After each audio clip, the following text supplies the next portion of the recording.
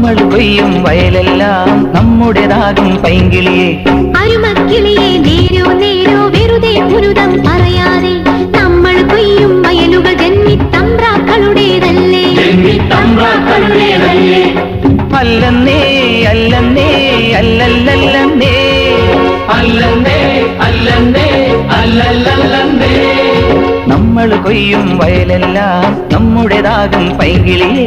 അരുമക്കിളിയെ